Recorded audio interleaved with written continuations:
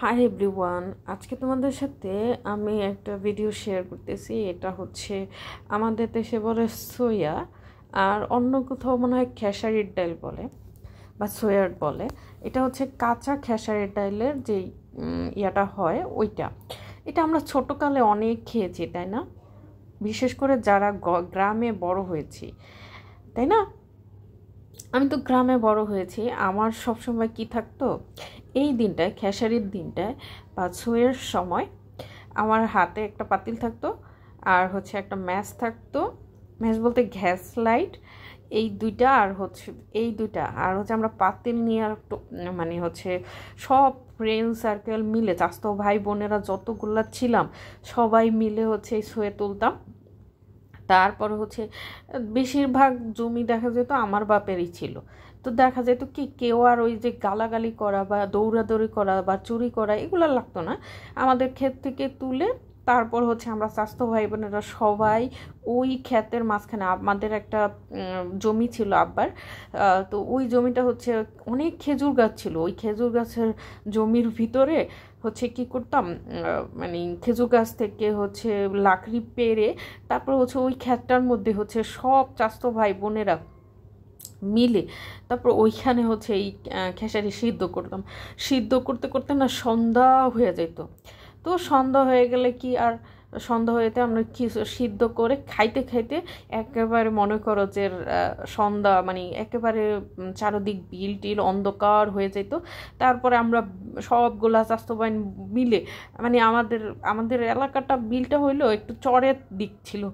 তো ওই চর থেকে আমরা স্বাস্থ্য ভাই বোনেরা 5-7 জন মিলে রওনা দিতাম। আস্তে আস্তে বাড়িতে আস্তে আস্তে বেশি সন্ধ্যা হয়ে যেত।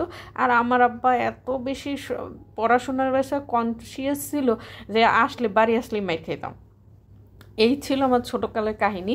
আর ওই সময় কি করতো, আমরা এই সোয়া সিদ্ধ করতাম হচ্ছে খেজুর গাছ থেকে লাকড়ি পাড়তাম, তারপর হচ্ছে ধইঞ্চা হয় না, ধইঞ্চা বা পাটখুরির খুঁড়ি দিয়ে তারপর হচ্ছে মানে এই সময়টা জমি চাষ করতো, ওই মাটির মধ্যে চুলা বানায় তারপর হচ্ছে সবাই করতাম।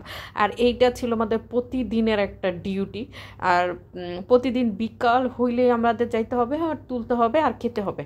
এটা মনে করো যে আমাদের কি বলবো, এটাই কি ছিল। আমার মনে হয় যে আমার যে চাইল্ডহুড লাইফটা অনেক সুন্দর ছিল, অনেক হ্যাপি ছিলাম ওই সময়টা। যেই খেলাধুলা আর যেই একটা লাইফ ছিল।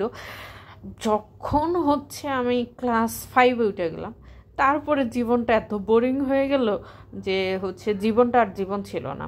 ওই সময়টা ভালো ছিল যখন হচ্ছে ক্লাস মানে 5 বছর থেকে হচ্ছে 10-11 বছর পর্যন্ত আমার জীবনটা অনেক হ্যাপি একটা লাইফ ছিল। ওই সময়টা আমরা চাচাতো ভাই বোনেরা খুবই মজা করতাম। তারপরে 5টা বছর আমার লাইফে দেখা যেত যে বড় হয়ে গেছি, তার কারণে বাবা অনেক শাসন করতো, মা শাসন করতো না, সরি, বাবা অনেক শাসন করতো। কোনো মানুষের সাথে কথা বলতে দিত না, কোনো ছেলেদের সাথে কথা বলতে দিত না। এত কনজারভেটিভ ফ্যামিলিতে ছিলাম যে হচ্ছে কারোর সাথে কথা বলা তো দূরের কথা, কারোর সাথে কথা বলতে দেখলেই হচ্ছে বাবা ধরে পিটাইতো। তো এইরকম লাইফটা ছিল। তো সেই লাইফটা থেকে আবার মনে করো যে ওভারকাম করি, যেহেতু এসএসসি পরীক্ষা দিয়ে ঢাকায় পড়তে চলে আসি। আর পার্মানেন্টলি ঢাকায় এসএসসি পরীক্ষার পরে হচ্ছে সেটেল হয়ে যায়, যেহেতু আমার কলেজ ছিল হচ্ছে ঢাকাতে। তো এরপরে আর লাইফটা ইজি হয়ে গেছে। এখন তো হচ্ছে আমি সম্পূর্ণভাবে ঢাকাতেই সেটেল, সব কিছুতে ঢাকাতেই আমার। তো দেখা যাচ্ছে হচ্ছে এখন লাইফটা হচ্ছে একদম ইজি। আমি আমি মেয়েটা হচ্ছে university life, the college life অনেক এনজয় করছি, অনেক ঘুরতে গেছি, অনেক বন্ধু বান্ধবী ছিল, তাদের নিয়ে অনেক আনন্দ ফুর্তি করছি, এলাকায় অনেক জায়গায় ঘুরতে গেছি, অনেক মজা করছি। এই তো, মানুষ কোথায় কীরকম হয় তা তো আর বলা যায় না। তো এখন আর আমার না ঘুরতে বের হইতে ভালো লাগে না। এখন হচ্ছে না আমার বাইরে গেলে কেমন জানি ফোবিয়া হয়, আর কেমন জানি ভালো লাগে না।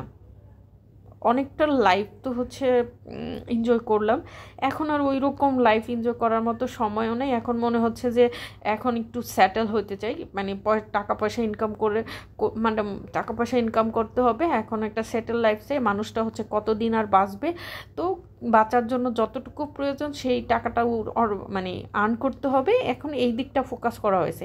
একটা লাইফ ছিল যখন খুব মজা করছি, খুব মানে বিশেষ করে আমরা বিশেষ করে খুব মজা করছি। আমি যেহেতু ইডেন কলেজে পড়াশোনা করছি তো খুব মজা করছি। Bye bye everyone.